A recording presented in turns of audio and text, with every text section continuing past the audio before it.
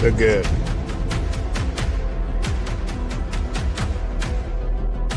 The bad.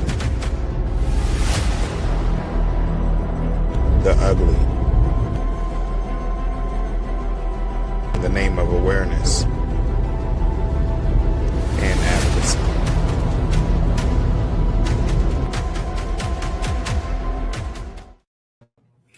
Hello, everyone. Welcome to On the Air Sickle. My name is OD. We've got a good one for you today. Keelie Campbell is about to be live on the air, and that episode is coming at you right now. On the Air Sickle, you are never alone. Together we're stronger. Together we've grown. On the Air Sickle, where love shines through. Awareness, compassion for me and you. On the Air Sickle. Ladies and gentlemen, our guest is coming to us live from Canada. I'm so excited to have Keelie Campbell. She participated in our When They See Us campaign last year in 2025. If you didn't participate, you will have an opportunity to do so again this year for World Sickle Cell Day. Listen, I'm so excited that you all are tuned into the show. It is cold outside. We are here on the East Coast. And listen, today's weather is going to be a high of 40 degrees, a low of 19 degrees. Tomorrow is going to be even colder, a high of 35, low of 25 degrees with a wintry mix. Listen, y'all, please stay warm. Please stay hydrated. Put on your gloves, your hats, your warmers, your winter jackets and heated jackets, whatever you need to stay out of the hospital. You do not want to play games in this snow or this crazy weather that's out here. All right, so before we get started, let's have a word about our sponsors.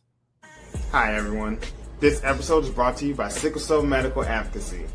They are here to help you navigate the medical system by bridging the gap between patient and professional.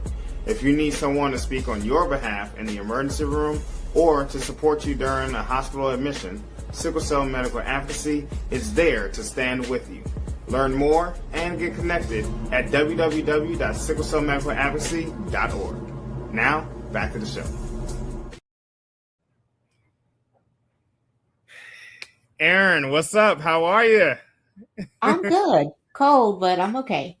I'm telling you, man, I am freezing. I'm trying to stay warm, trying to stay bundled up. I had to literally like hammer my driveway just to break the ice up so my vehicle can get out of the driveway. It was crazy. Man, I'm surprised that we have two Sickle Cell Warriors here that just live in cold weather.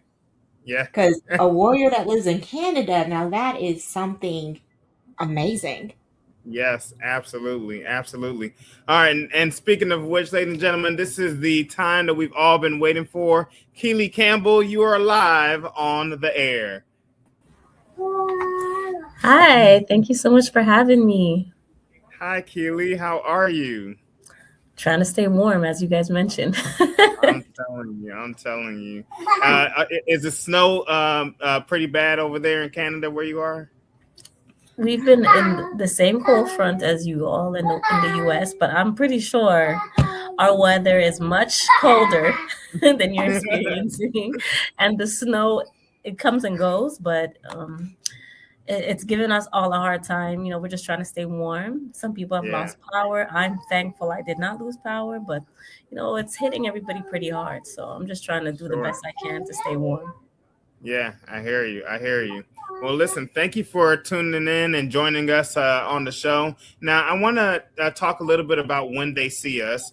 You participated in our campaign. How did you hear about it, and what made you interested in participating? I heard about it on social media, on Instagram, and I just love the initiative because I know that many people cannot see an illness just by the exterior, especially not sickle cell. You look fine in your day to day, but that does not mean that you feel fine. So I Yeah. really love the concept and I wanted to be a part of it. And I'm glad that it landed me here today.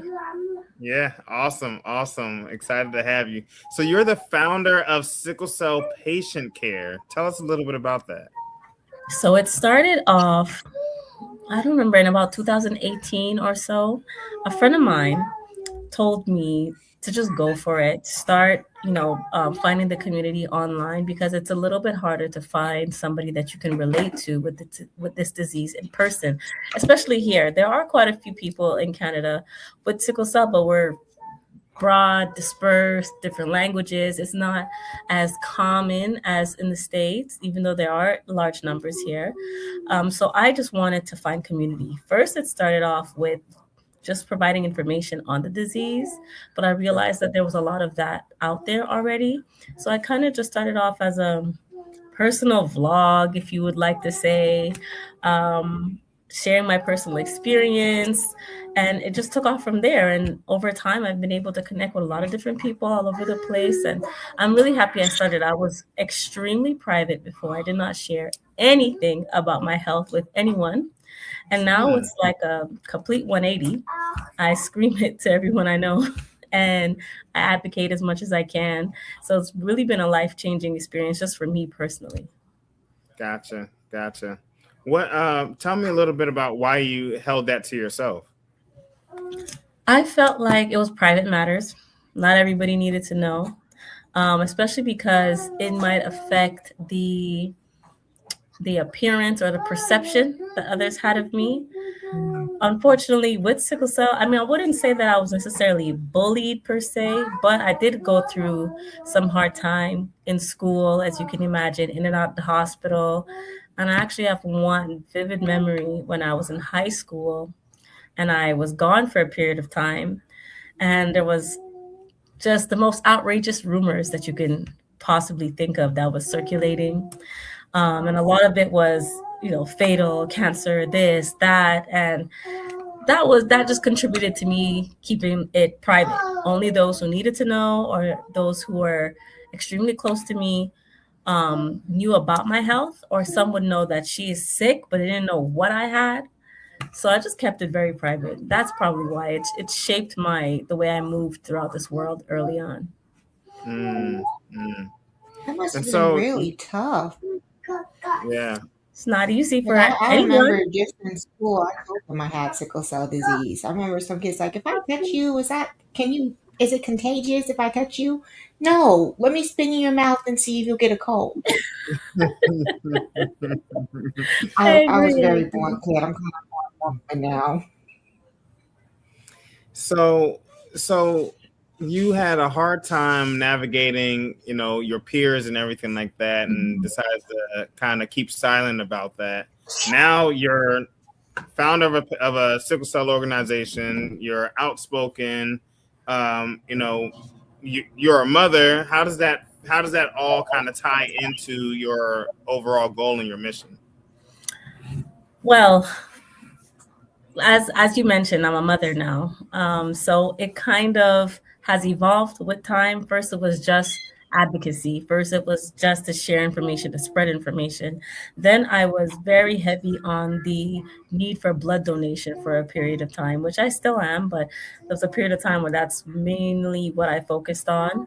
And now entering into motherhood, my baby's now 1 year old, and having to navigate that with his father, my husband, getting to know him the very first day I met him. I told him I had sickle cell. I just kind of just word vomited my life. Sure. And I wanted him to know from the jump. So either you are in or you're out. And he was in, thank God. Yeah, yeah. And you know what? I love hearing that. It's cool that you say that, because that was my perspective too. Is like, I would rather tell you up front, right, than this become a surprise. And I want you to know, hey, look, this isn't something that's just going to go away. Like, are you going to be strong enough to be able to handle this?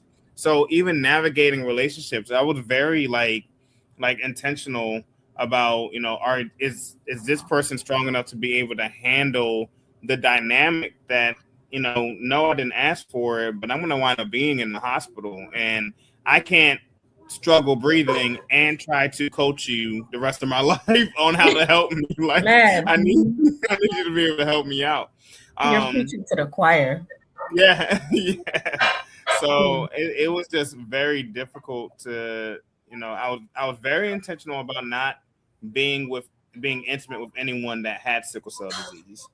I was very intentional about that, because I didn't want to have a child with sickle cell and go through what I knew about the medical system, about being misunderstood. I didn't want my child to go through that. So, I do have 2 children. I have 2 boys who have the sickle cell trait. And for me, that was a more appropriate exchange for me to be able to have children and have someone with the trait than to have the disease. But it definitely was something that I had to think about and consider. I agree. I know not everybody sees it the same, but me personally, I stand with you. I didn't knowingly want to bring a child into this world with the disease. So I had to get my husband screened. We did it responsibly, and thankfully he does not have any. He's AS. He doesn't have nothing. Pardon me, and he doesn't have anything. And now my son has a trait, and like you said, that was a more appropriate exchange. Funny enough, though, I do have some siblings who are completely fine. Some siblings with the trait. I'm the only one with the disease in my family, and I see how the trait affects my siblings in ways that they don't even recognize. Oh, wait, stop. Yeah. Okay, here we go, ladies and gentlemen. This is On the Air Sickle. You're listening to The Good, the Bad, the Ugly in the name of awareness and advocacy. All right, let's talk about this. You said that you saw the difference with how someone with the trait responded versus someone with the disease. Talk about that. What do you mean by that? Okay, so many years ago, maybe about almost a decade now, but I remember it like it was yesterday. I have a younger brother. He has sickle cell trait. He was in high school at the time, and they kind of had like a field day. So he just did a whole bunch of sports and physical activity for the entire day. My parents were gone, so it was just me and him. And he had called me, he didn't sound right. He was in agonizing pain. What happened? What's wrong? He said he thinks he's dehydrated. So I hurried up, got to his school, and his friends literally had to carry him out. My brother is not no frail guy, okay? They had to carry him out, and he went through a crisis. He had a crisis. He didn't know it was a crisis, but he went through a crisis, a pain crisis. It was quite severe for him. Perhaps maybe moderate for us, mild for us, but it was something to see. And I kind of coached him and nursed him back to health because it was just us 2 at home. And he was like, man, if this is what you go through, I don't know how you do it. And he didn't even put 2 and 2 together and realize that, hey, I'm going through a sickle cell crisis. Of course, those are rare occurrences that never happened again, but he was under the perfect storm, the perfect situation. He was dehydrated. It was extremely hot outside. He was overexerting himself the whole day, no rest, and poor diet at the time, just a teenager eating junk, burgers, this, that. Sure, And yeah, sure. it happened to him. And it lasted maybe about 4 or 5 days until he completely recovered. So he was just in bed in pain most of the day, most of the time. And I Wow. would just make sure he was okay. Yeah. I Wow. love hearing stuff like that. Like you said it was only your brother that has the trait? No, I have two siblings with, two siblings without. And of course, a few people here and there in my family tree that have the trait. But I'm the only one that actually has the disease. Same Wow. here. Like, I wish that I knew I had so many family members that had the trait. And they just having kids. I'm like, I want to be the only Washington that has the disease. I'm seeing my cousins running, doing track, and then breaking down because they can't breathe. And just them watching me go through all of it, I'm like, come on, y'all have to take care of y'all's body. The trade is nothing to fight with because it will have some sort of, you should go to some type of crisis like sickle cell disease. Mm-hmm. It's very different. I You never 100% know. agree. I mean, my parents, when they had me, they didn't know that they had the trait. They were like completely unaware. They knew that, okay, some people in their family had it, but they weren't aware of their own status until they had me. So then I kind of backtracked, and it both came from my grandmothers who had their own respective health issues. But if you were to ask them, what are your health concerns or your problems, they would never mention the sickle cell trait. It's like it doesn't affect them, so it's kind of out of sight, out of mind. But I guess it's maybe also that blindness, or for lack of better words, negligence, that broken communication led to me now having the disease. If it was Mm, shared and talked about, there could have probably been some prevention or something to better prepare my parents for it. sure. Wow. Wow. You know what I kind of That's wished? Because many years ago, before people even got married, they had to get tested. But now, since they don't have to do that anymore, it's like, oh, okay, I may have high blood pressure, but I wouldn't think about having sickle cell trait. I might have, what's it called? I might be bipolar. But other than that, if it's not first in mind, you never know what you're going to pass down to the next generation. 100%. I agree. It you should be know, standard. it should be. It should be. And I feel like now they are doing tests and everything like that to make sure that people, are safe. And there are groups that are out there to help and support that. But I think the big thing that's really has me just my mind spiraling right now is the fact that you said that he had the sickle cell trait and experienced a crisis. And how many people in this world are like, oh well, I only have traits, so I'm good. Oh well, I only have Hmm. traits, so I don't have to worry about that. But like you Hmm. said, the right situation, the right condition, the right environment, and you're done. You will find yourself in a hospital bed just like any one of us. And the thing is, if you have the sickle cell trait, you don't have, let's say, a care plan or a hematologist, likely. You don't. Mhm. Are they going to provide you the same care, even though, we go through our own struggles, let's say, but are they going to provide you the care needed to get through that pain crisis if you only have the trait? So I feel like So people with the trait need to be just vigilant, know their status, and be careful, because if they wind up in the ER for a pain crisis, there might be some pushback. Might be some pushback mm, there. mhm. I or didn't even bring or my brother to the hospital. I just nursed him at home because I was like, I don't know how to. Sometimes I have a hard time, so I don't know if they're going to necessarily put in the right protocol. Maybe they're going to deny you pain medicine. What are they going to do for you if they don't have a record of you having the trait or anything in the system? I don't know. I Sure. just kept him home. Wow, wow. I have two questions. But I guess the thought process is I have to bring him home because I know the care that I've received. And then is it the idea that maybe he might be misdiagnosed? Because how many of us get misdiagnosed? We don't know Mhm. until we're 14, 20 years old that we have sickle cell disease.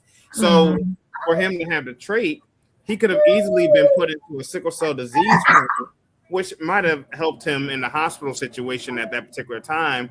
But again, that's still a misdiagnosis. Like this individual is suffering having the sickle cell trait, but is experiencing a sickle cell crisis. Yep. And then my other question to you is um, so you said you have two with and two without. So there's five of you. Where do Yeah. you land? Are you the oldest? I'm right in the middle. You're right in the middle. Hmm. Wow. Right in the middle. I have two older sisters, two younger brothers. Hey, middle Interesting. baby. Middle baby. Oh Yeah. yeah, that's me. I love that. Yeah. I fall right in the middle. So Always the sometimes middle child too. I'm like, sometimes I talk to my siblings, and I ask them, how does I just imagine what would a life be like if what would our family dynamic be like if we all just had the trait instead of one with the disease, because it is somewhat it's isolating experience Hmm. being in a large mhm. family and being the only one who truly goes through this. They can sympathize and they've been there to witness, and they kind of know how to spring in action if needed, but they don't know what it is. They don't know except for my one brother, let's say. Now he knows, has a glimpse, but it's an isolating experience. It can be. So circling back to your original question at the beginning, that also plays into why I started the sickle cell patient care, um, movement, because even within my own family dynamic and my own family nucleus, nobody can identify, nobody can understand, nobody knows what it feels like. No one has lived in the hospital, in and out the hospital. I literally do not know what life is like to just go about every day. People usually go to the hospital when they break their knee, when they get a crazy fatal diagnosis, when they get into a car accident, but we're there all the time. If it's not a checkup, a test, a surgery, a pain crisis, a treatment, I'm there all the time. Like it's just a second home. So Yeah. that That sense of brings up being actually my honoring help. question. Mm, Like I said, it's amazing that I'm looking at two people that live in cold weather. How do you make sure your body is comfortable in cold weather and not spike into a crisis? I had to learn through trial and error. Like I mentioned, my parents, Mhm. they had no idea what they were getting themselves into when they had me. There's a lot of trial and error. So I realized, obviously, we know now the cold temperature, cold anything, could be cold AC, cold water, cold wind, could be a trigger. You know, I didn't know that growing up. So we would go to like indoor pools. Let's say they're heated, but it's still a pool. It's still winter. I'd fall into a crisis. We were just wondering, like, the pool is heated. We're inside. We dress warm. Why am I going to the hospital at the end of the day? You learn through trial and error. Then now I know little tips and tricks that help me.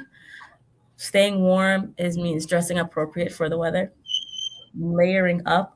I probably have the most layers on than anybody else around me at all times.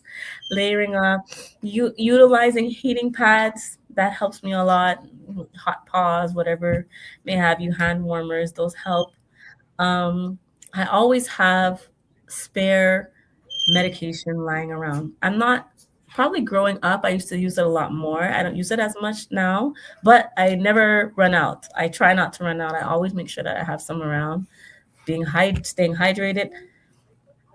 When I'm feeling good enough, living a semi-active life, I've learned even through that the hard way. Pushing myself too much will land me in the hospital. So I kind of have to find my sweet spot and how active I can get, how heavy I can go, how much I can endure.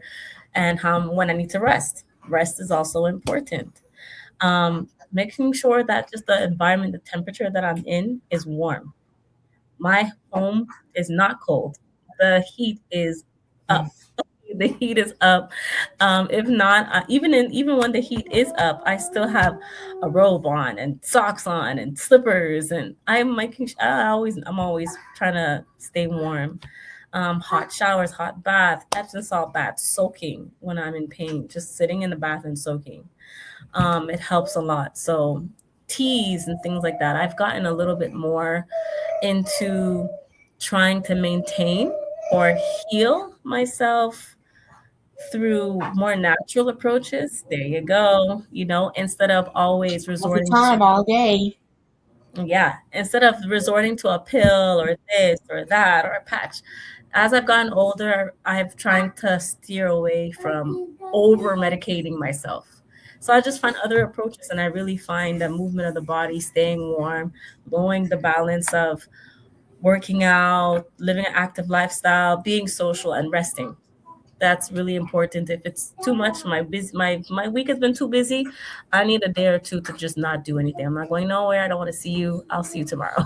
So that's kind of what I've learned through trial and error. But it's been a lot of hardship, but it's getting better now that I'm older and I know my triggers. That's good. You know How what? how how long would you say that it took you to be able to identify your triggers? I would say I started picking up on it properly in my teens, in my like late teens. And I feel like maybe for some people that might be a little late because it's a condition that you have your whole life. But I really didn't have any guidance. Like I said, it was really trial and error with me and my mom mainly, who's my main caretaker my whole life. We just couldn't find the pattern. We just thought, okay, this time you're okay, next time you're sick. The next three times you're fine. The fourth, fifth time you're sick. We just didn't know. But she was very prudent with me. I just didn't do anything. I was just her little shadow. I would just stay beside her because she was so scared that I would fall ill, or if I was in someone else's care, they wouldn't know what to do. So I didn't do any curricular activities. I just stayed home with her most of the time if I wasn't in school, and with very close family. But I feel like I started being able to advocate for myself when I was in my teens. I didn't really talk much to the doctors or the medical team when I was younger. That was just all my mom. She was, my spokesperson. But then as I got older, was more familiar with my triggers, more familiar with the treatments, the medications, the procedure, my care plan. I started being able to talk for myself and really, I try to understand everything that these doctors say. If they don't understand, I make them repeat it and break it down because I want to be in the know of what you plan to do to my body. That part, that part. I think too many of us going through this process just become yes people. So, oh, I have to take this medication. Okay, I'll take it. Oh, I have to go for this appointment. Okay, I'll go. No, at some point we have to, and this has been a pet peeve of mine, and this is why the show started, is as a patient, I have patient rights. And one of my rights is to be educated about my medical care. You can't put in an order for a new medication or a new procedure and then send in the nurse and say, okay, Mr. Donald, we're going to send you over, and not explain to me why. Or can we just talk about for a second just normal customer service and hospitality? How about, hi, I'm your nurse. My name is, like these little nuances happen to sickle cell warriors all the time. And All the time. this show is to bring awareness to that and say, listen, this is not appropriate and this is not fair. If it was, and this is no shot to anyone with a chronic illness like that, but if this was cancer, I mean, the attention would be there. All the information, all the things that you need, all the support, all the guidance, and the world knows about it, right?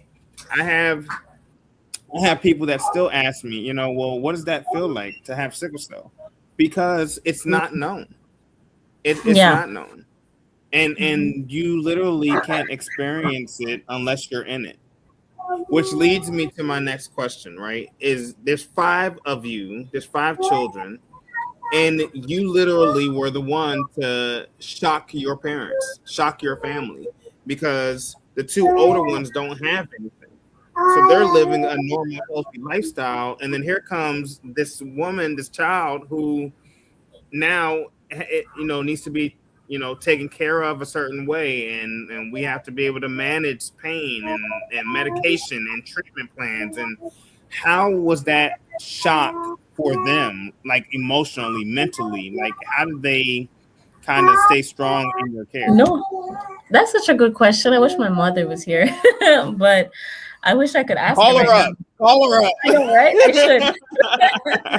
Because I ask her all the time. Just to be clear, so the eldest, sorry, my son is laughing. I'm I sorry. know he's good. I like him. He's like your applause. Yeah. Go ahead, little baby. Be I her know, right? crowd. My eldest sibling does not have the trait. The second eldest has the trait, but was unaware. It was kind of just like laying dormant, if you want to say. Then me, I submerged with the disease. I always Said, wonder. hello, I'm here. Yeah, I always wondered, because now being a mom myself, had I not been aware, and then my first child pop up with a disease, I wouldn't even, or diseases that I am unfamiliar with. Let's say if he had something else. How do you navigate that? That's such a tongue tie.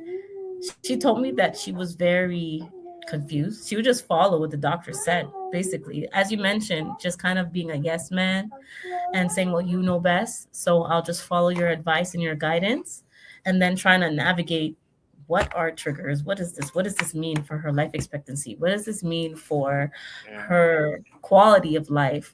That's why the quality of life was in question, because I was in and out the hospital a lot. I think I would say as a child I'd be there 2 to 3 times a year. That's just but a pain crisis that was bad enough for admission. So of course I had other more manageable stints at home, but can you imagine, as a growing child, trying to navigate friendship, school, growing up, this, that, your extracurricular activities, maintaining the close friends, the few friends that you do have. It was challenging. But nonetheless, when I was not in the hospital, I lived a very normal life. It was kind of like Jekyll and Hyde. I'd be fine one day, out and about, participating in shows and this and that at school, or going to visit friends, or going to go visit family, going on little trips, and then boom, I'll be in the hospital and I'll just be down bad, very bad. Sometimes had very long hospital stays, pumped with medication. You recover, and then boom, I'm back up again. It was crazy. It was a lot. It was a very much of a roller coaster, and my mom was just with me the whole way, just going through the motions, trying to learn this disease, trying to learn the medication, trying to learn the different doctors and the treatments and the side effects and everything. We were just in it together, to be honest. Wow. It was I love much that you as shared much that your mom had emotions. it was for It's her. beautiful. that I'm lady, she's thinking my about yours, watching and trying to go back through many histories. Some parents have to just stay strong and hide all their emotions. But you're so blessed to have a parent that will hold you and cry with you, because I mean that's a true miracle right there. I'm sure she had many like sleepless nights and times where she may have had to just had a little moment to herself and break down without me. But she was very much there, like when we just didn't know what was next, what's to come, or what the future might hold. She was just there next to me, and we would just navigate it. Even in adulthood, I only started going through, I would consider, let's say, major procedures, because I've had quite a few surgeries in the last decade. And those were the first one. I was scared out of my mind. I've never been in the operating room. I've never been on a surgical table. I knew that it was to come one day, because one of the complications that troubles me the most as a side effect of sickle cell is avascular necrosis. So that arthritis Mm. is no joke. It's like relentless. It's relentless pain, and it just progressively gets worse. So I knew from the time I was in high school, I was about 14 when I started noticing that I was walking with a limp, that I would have this pain that wouldn't go away. And then they basically told me, we're just try to ride it out as long as you can, because you're so young. We don't want to operate on you yet. Write it out as long as you can. And then when you feel it's unbearable, we'll go through with surgery. So I think I went through like 8 years of progressive pain with that hip before I finally decided, okay, it's time for a replacement. And they just kept on hammering into me. It's a big procedure. It's gonna hurt. It's a long recovery. And I was scared. I was scared, but I'm thankful I did it in the end. Now, once it was done, I wish I would have done it sooner instead of waiting that long. But once again, like you mentioned, Odie, just going with the advice of the medical professionals. Wait it out instead of save yourself the pain, and let's wait for an appropriate time to go through and correct this issue, because it's not going to get better. It's just going to get worse. In my case, that first hip, it was not going to get better. It was too far gone. Maybe we could have done a preventative procedure, because I had another hip that was showing signs of AVN, in which I was able to do a day surgery, a preventative surgery that kind of restored the hip bones composure and allowed it. They told me it's 50% chance. Either it will save the hip and it will just keep it as is, won't get worse, or it will buy you time and then you can push it off until later. But that wasn't the case with my first operation. It was just wait until it's bad enough and then we replace it. That's what happened. So we have this image here.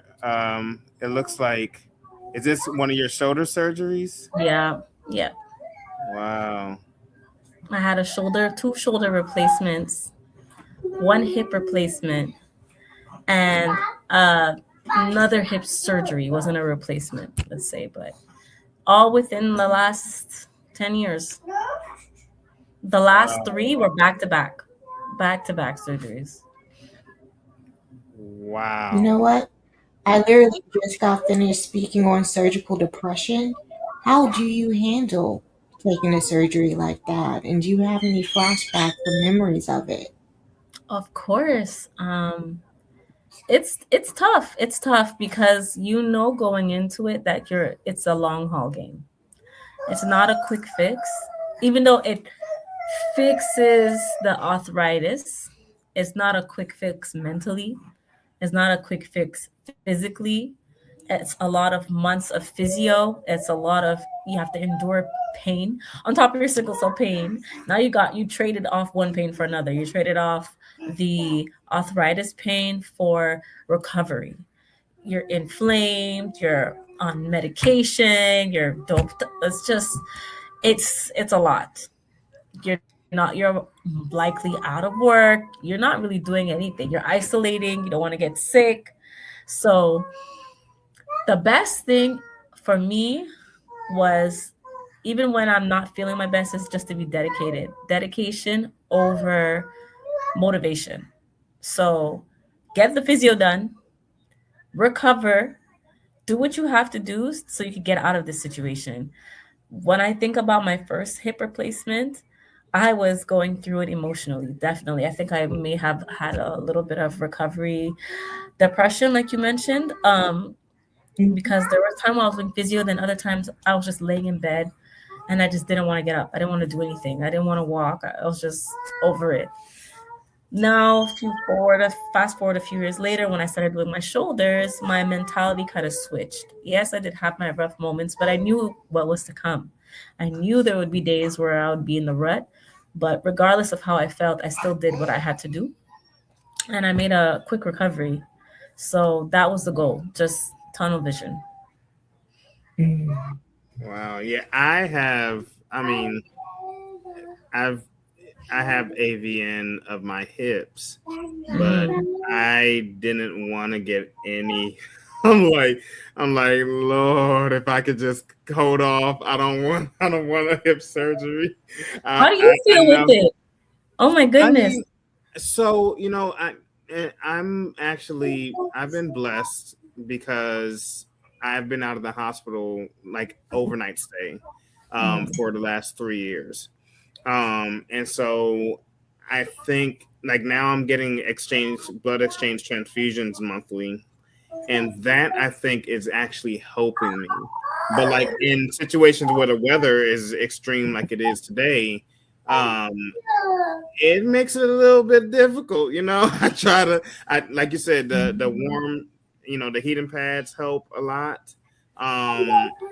Trying to stay off my feet and kind of laying down or even sitting on the couch for a little bit, that actually helps. Whatever I could do to kind of elevate my hips, I'll try to do that. Maybe I'll sit on the opposite hip just to kind of Mhm. relieve the other one. Oh man, I But do not miss that. yeah, Man, I know I just I could identify with you 100%. I just don't want this. I don't want a surgery. And honestly, I'm okay for what it's worth. I'm okay. I Okay. can lift fine. I can still work out. I like walking the treadmill, but I whatever I can do to avoid it. My wife is a functional nutritionist, so that helps. So she'll give Okay. me certain supplements and stuff to kind of help build some cartilage. I'm probably the worst patient. But she's done a great job of kind of helping to maintain my well-being to a point where I can say, I'm okay. I don't feel the average pain that a sickle cell warrior would feel, and I have SS. So, you know, you take the good with the bad, right? It's not always going to be perfect 100% of the time. But then you have to sit there and consider that other people are going through worse symptoms, worse, physical pain than you are. And so Mhm. I think that this platform has also helped me to kind of, you know, be humble in the sense that, I'm not where I used to be. And my prayer remains that people will get to where I am and that we can be better together in the future. So, yeah, that's just my perspective. That's amazing. I think that's a brave decision to take as well because like you mentioned earlier, a lot of people just go with what's recommended to them medically. So for you to really ponder on it and say, I'm not going to do that, but I'm going to treat myself in this way. I am willing to trade off the surgery for a little bit of pain, but overall I'm doing well. I think that's very courageous. Kudos to Well, you. it was also my thought process when it came to like bone marrow transplant. Aaron's got did the bone marrow transplant and it worked I had successfully the for her. first and only non-match bone marrow transplant. Yeah. I mean, and Yeah, that's beautiful. But for some people, like when I was told about the bone marrow transplant, or I don't know if it was bone marrow or stem cell. Anyway, one of those procedures, it was like, yeah, you need to have a 50% match. And so it could be a sibling, it could be a parent, but even though my mom was a match, for some reason she couldn't do it. I don't know what happened. But then I have five half siblings. So I have two on my mom's side. Sorry, I have two. Something like that. Anyway, two on my mom's side, and then yes, and then three on my father's side. Well, my father lives in a whole different country. My siblings on his side live in a whole different country, and then my two brothers on my mom's side weren't a match either. So it was like, I have a decision to make. I think I'm just going to lean towards not doing it. Well, what confirmed it for me is that I was told, well, there's also a potential for you to get cancer leukemia. And so I was like, yeah, I'm not exchanging sickle cell for cancer. I'm just not I'm just not gonna do that.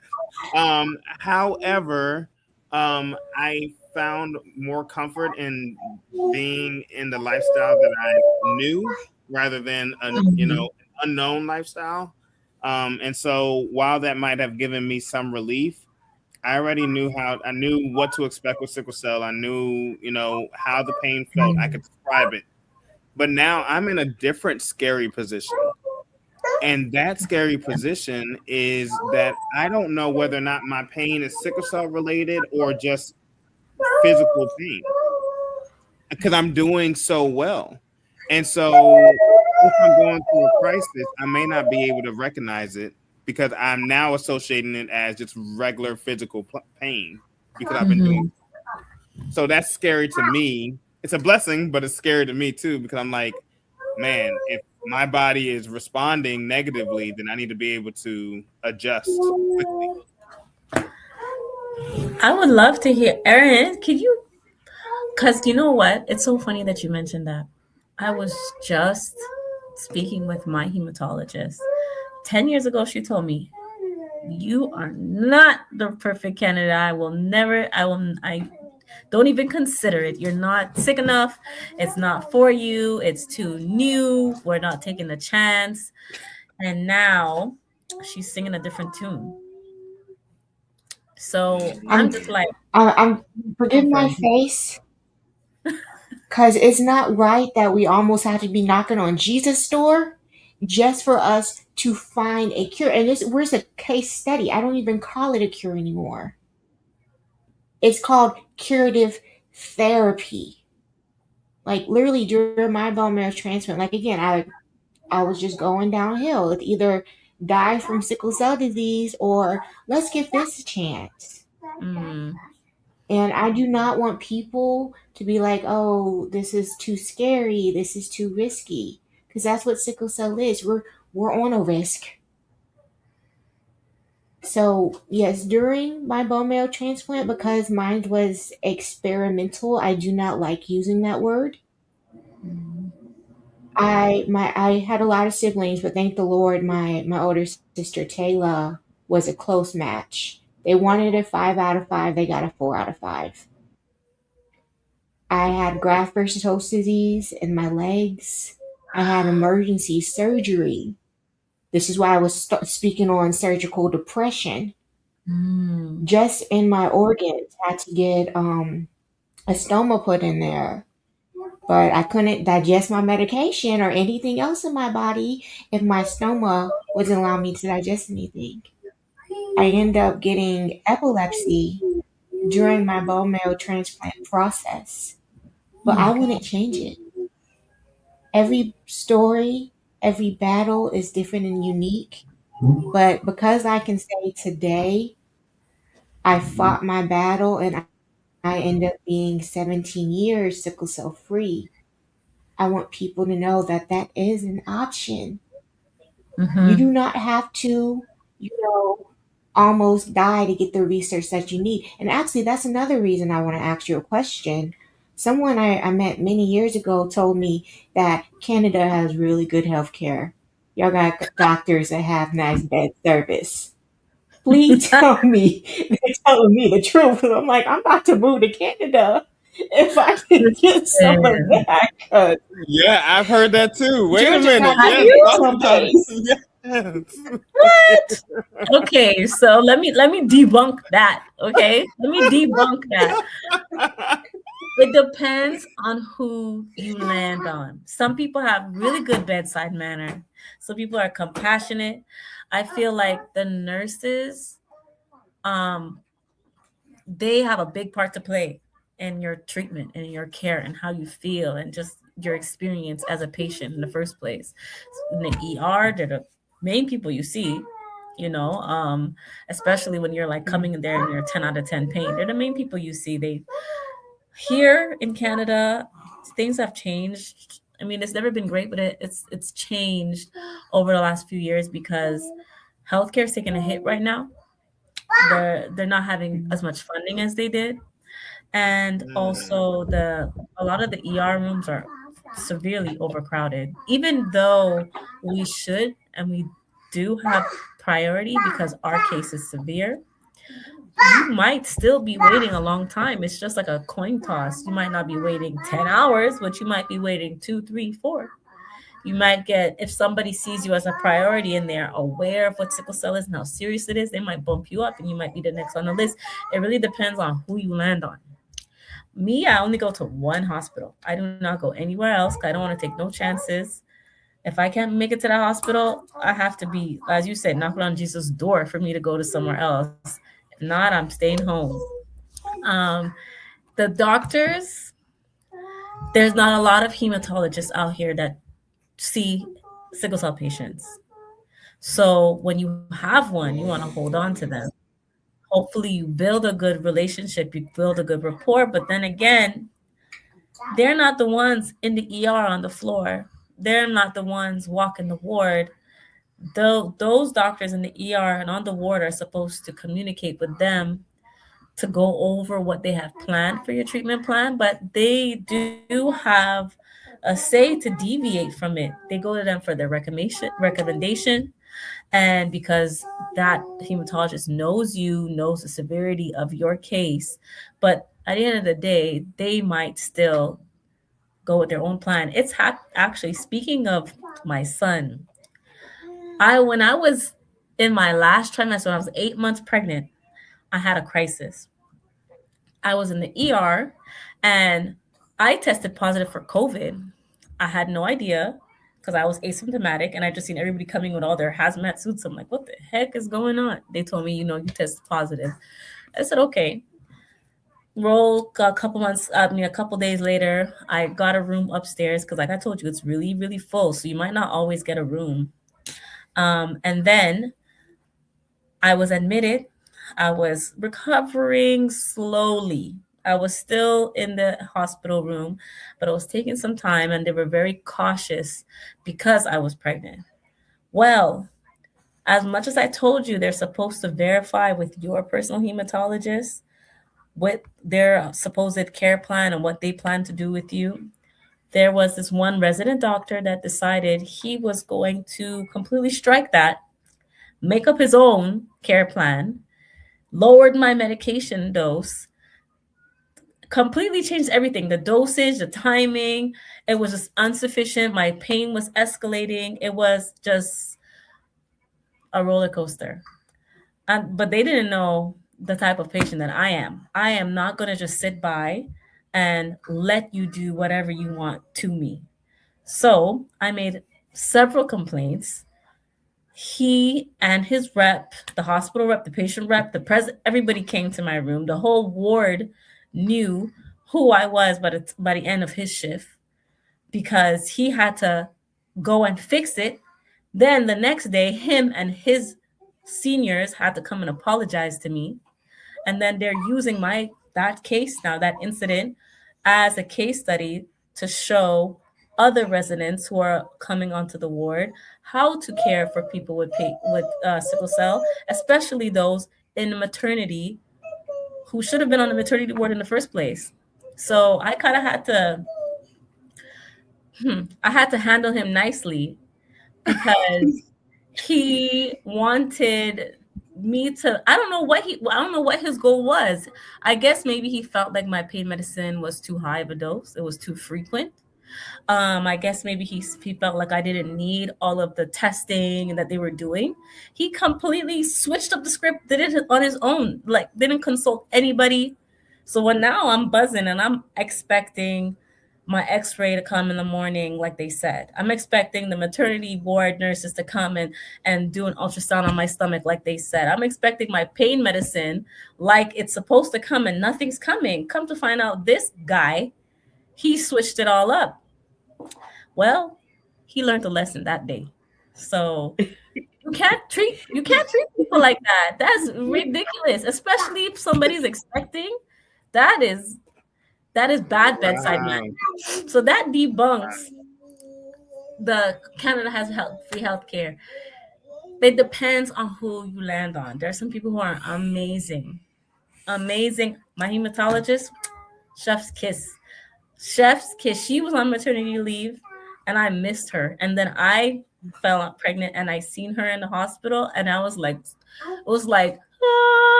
I was so relieved to see her. I'm like, please get these people. They're not listening to me.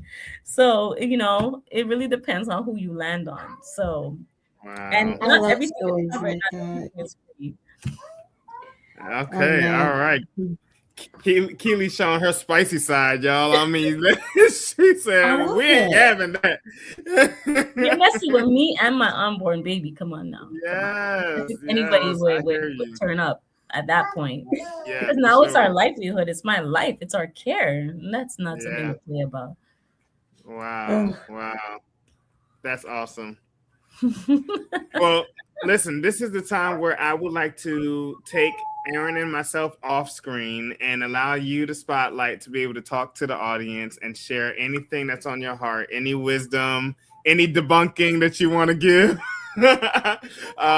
Anything that you feel is important of value as founder, as Sickle Cell Warrior, as a mother, whatever that is, this is your time to shine. Thank you. So I would like to motivate sickle cell patients in general to enrich and to encourage and empower their voice. Reach out, find a community. If you don't have one near you, build it.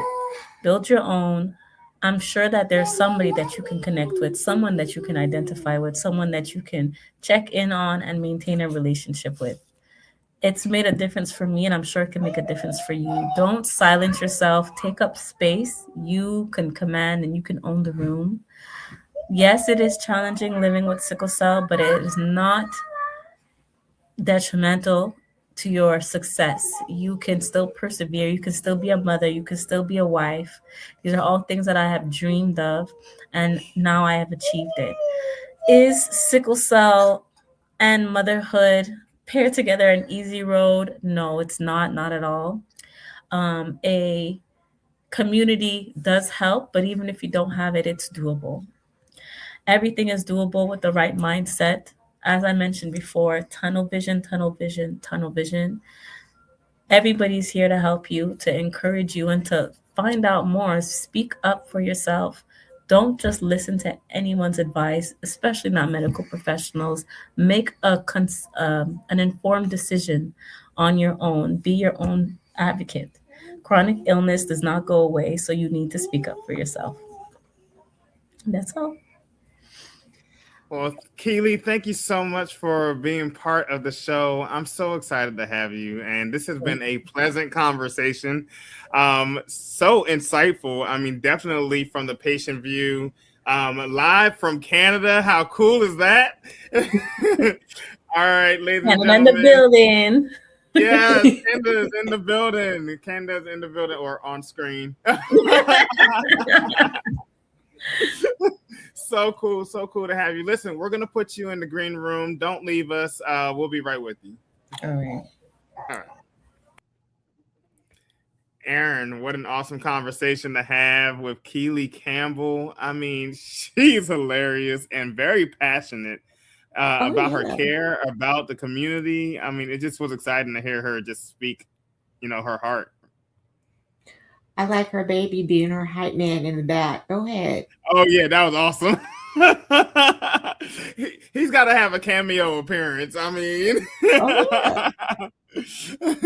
All right, ladies and gentlemen, you've been listening to On the Air Sickled. I'm OD. I'm the host and executive director of On the Air Sickled. And on the side is... I'm Aaron. Aaron Washington, our co-host. Listen, if you know someone that is interested in participating on the Air Sickled and coming on to the show, it is very easy to do so. Simply go to our website, www.ontheairsickled.com. Click the share my story link. Please give a few details as to why you want to be on the show so that we can know what the story is that we're airing. And our executive team will get in touch with you, and you could be the next guest live on the air. Before we close out, I do want to share with you all that On the Air Sickled is a nonprofit with a 3-layered vision. That 3-layered vision is on the screen for you right now, and that is for our continued growth and development. Listen, it takes resources to be able to have partners like Aaron on the screen and reach out to awesome people like Keelie to be able to tell their story. To be able to have this platform, we need resources, and you all can help us with that, right? And so please, if it's on your heart to give, please give any monetary gift of any kind. It will help to support our effort, our global reach. Also, we want to support sickle cell research, development, and education. We have at least 3 members of our on-the-air sickle team that are healthcare sickle cell navigators. They have been educated in the organization of Sickle Cell Medical Advocacy.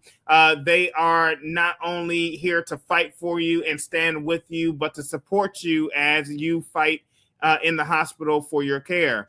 And then the last thing is near and dear to my heart, and that is the Flip the Bill campaign.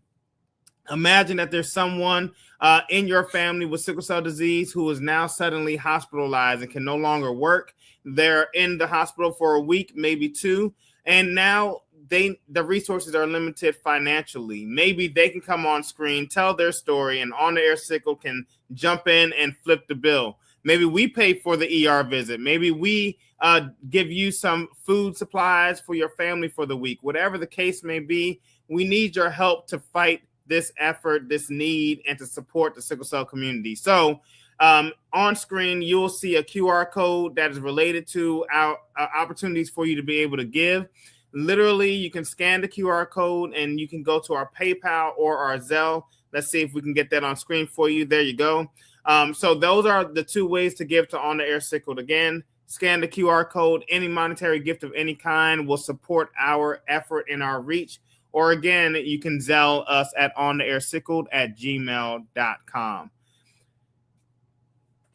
All right, friends, listen, it is cold outside. Please stay warm. Please remember the weather is crazy right now. Again, today's high is a high of 40 degrees, low of 19 degrees. Tomorrow is going to be a high of 35, low of 25.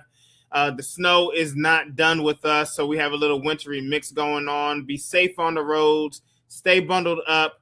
Make sure you have your medication and your support system in place. And please remember that On the Air Sickle truly believes you are never alone.